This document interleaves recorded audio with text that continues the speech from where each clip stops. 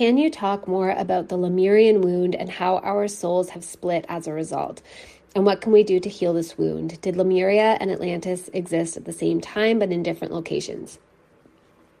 Okay, so no, from what I see and understand, Lemuria preceded Atlantis, and Lemuria is not a location. Lemuria is a time. It's an eon, like a period in time. So that's why some people feel that they feel Lemurian activations in Hawaii. Some people feel Lemurian activations in New Zealand. I personally, my Lemuria is Ireland, 100% for sure. You could never fucking talk me out of it. Like, I absolutely know down into the depths of my DNA that that's the first Stargate I ever walked through, and I carry that DNA to this day, and I'm supposed to. And I also know that is a huge part of why Alex and I came together, because he carries another piece of that like Irish star being DNA, and that we were supposed to create children who both have that DNA strain together. And it's just a profound knowing that I have. I have not successfully found any research to corroborate that, but also there's something highly, highly, highly, highly, highly sus when you can't find information about a known ancient civilization. So for me, it's like the first time I ever heard of the Tuatha De Danann out of Ireland, I was like, oh, I was one of them. I just knew it. And I wasn't even like this preceded me starting this podcast. This was back in 2011, I think it was 2010, 2011. I was like, oh, that's me. I know that I'm that. And I didn't know fuck all about it. I went into the Akashic Records about it when I learned how to read the Akashic Records and got more information. But it's just like a deep knowing. But you can hardly find any information about the ancient civilizations of Ireland. You can find information about the Celts, but the Celts are not the first Irish people. And technically, the Tuatha De Danann are not the first Irish people. We were the star beings that walked through the stargates. There were human beings, like true earth beings, living there when we walked through the stargates. That I remember. But other people will feel strong connections to Lemuria in Peru, in Costa Rica. And like, there's a reason that these feelings exist all across the globe. It's because it's a time period, not a location. Atlantis, I believe, was both a time period and a location. So it preceded Egypt. Egypt is like it's like Atlantis 2.0. It was still different, but it was kind of like, even in its full magnificence, Egypt was a shadow of what Atlantis was. And Atlantis is a Syrian colony. So is Egypt. And Atlantis was meant to be like a second golden age. And it was a second golden age. It was just highly unstable because we hadn't figured out what went wrong. I believe we're honestly only figuring out what went wrong now. I just think that we haven't known. And so we've been able to recreate golden ages, but they're not stable and they don't last. And we fall back into like much lower, denser forms of consciousness because we don't understand the Lemurian wound. So the Lemurian wound is, okay, so the first arrival of the star beings through the stargates precedes Lemuria. There was a time when Earth was a place where only,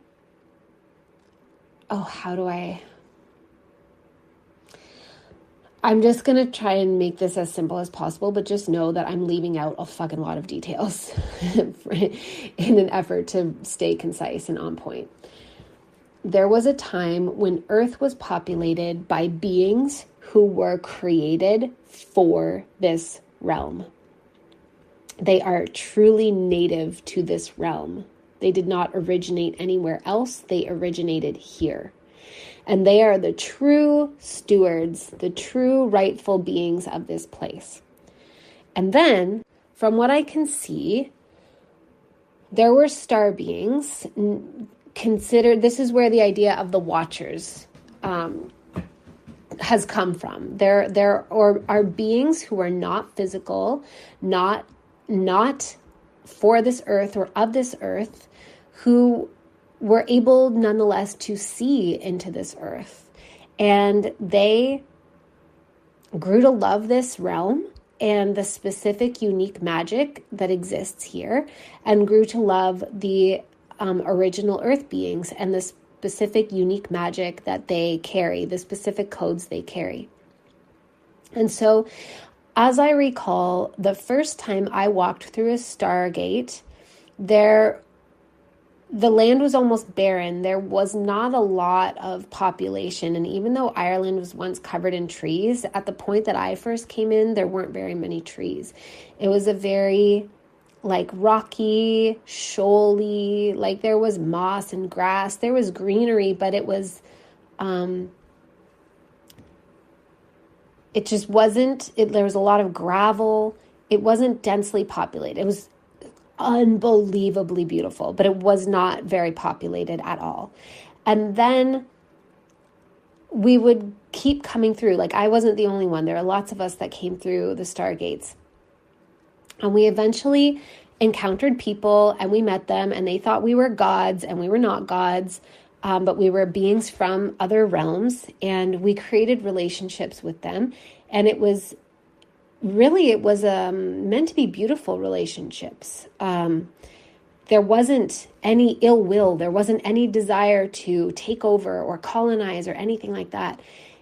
It was just oh, you have magic and we have magic, and let's swap stories. Let's share mythologies.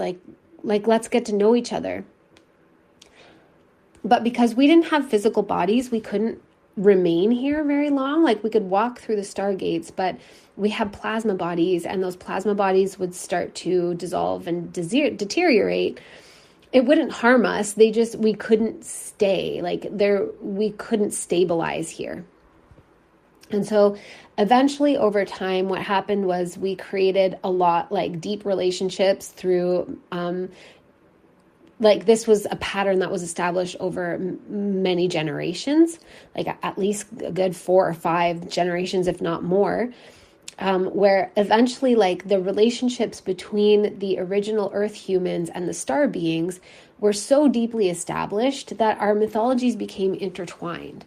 And what ended up happening next was it just made sense to, I don't know if there was an element of romantic love or attraction or what, but we realized that we could combine our magic and combine our genetics and create a body that the star beings could live in and stay in.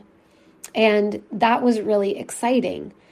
So essentially, we mated with the human beings, and it went both ways. So there were human original Earth being males who mated with star females, and that created a certain form of a hybrid body. And then it went the other way too, where there were star being males that mated with original Earth females, and that created another form of hybrid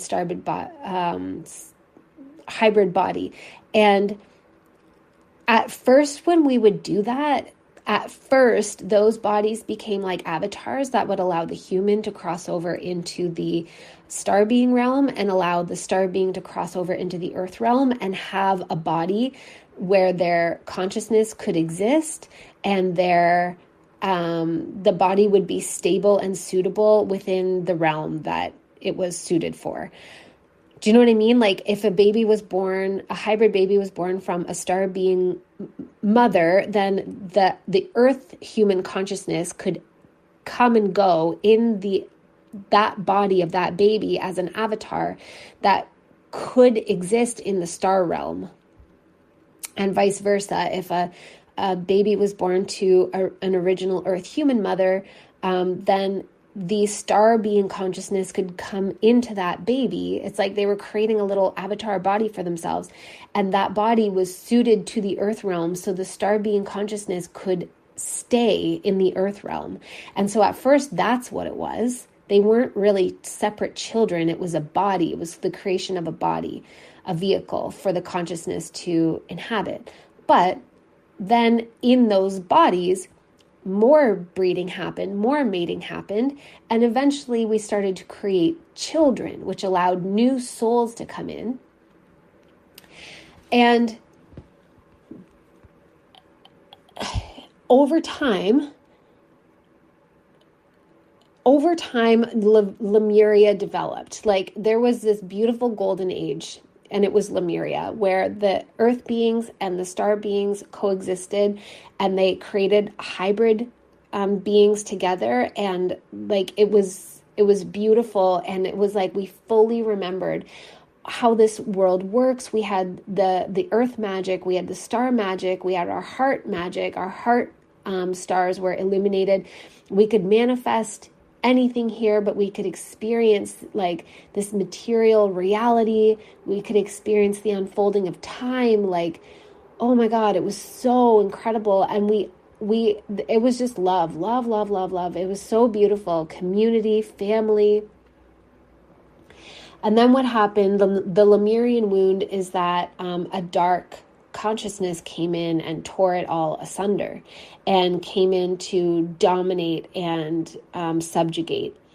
And that was the first experience of the theme of raping and pillaging, which has played out through like all of the subsequent ages, and continues to play out.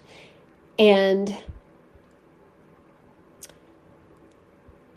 that dark consciousness, like, that's where a lot of us get hung up, because we're like, oh my God, who is it? Is it the reptilians? Is it the Dracos and all that? But really what it is that it's us, because our souls got split, or our consciousness got split, I guess would maybe be a better way of putting it. But I guess you could call it our souls too. So what we did not understand is that this realm, Earth, was in perfect balance before we entered. And when we were just watching and nobody had ever crossed through a stargate yet, this realm was in perfect balance. And that balance involved duality, life, death, day, night, winter, summer, hot, cold, like, pain, pleasure. This isn't a realm of duality, polarity. And it was in perfect balance. It was very neutral. Like, night wasn't inferior to day. Cold was not inferior to hot. They were just two states of being. Holy fuck, I just had a huge realization. One of my very first past life memories was of being an original Earth human. Wow. Anyways, yeah. So the original Earth humans were very, very neutral about everything. Like, they had emotions, but they didn't have huge fluctuations in their emotions. And they just took everything at face value. So polarity was perfectly expressed. When we came in through the stargates, our consciousness refracted according to that polarity, and we did not realize it. So this happened even before we mated with anyone or talked to anyone. It was the moment we walked in, our consciousness refracted, and it created a highly light and love and unity consciousness aspect, and then a dark, I don't know, what we would call evil aspect. But it's all us. It's all the same consciousness. And so now what we are doing is we are reunifying those two extremes within our own hearts. And we are bringing those dark parts back into Like, rather than constantly pushing them away and villainizing them, while we can also fully and completely condemn, heinous actions. Like, this is the example I'll always use because it will always be true. I will never, never, never, never condemn or condone the harming of babies, children, animals, the elderly, like anybody, period, anybody. But certainly, like, the harming of children is an abomination. So I'm not like spiritually bypassing that. That is to be condemned. Absolutely. And the people who do it, it's not as simple as just writing them off as evil and being rid of them.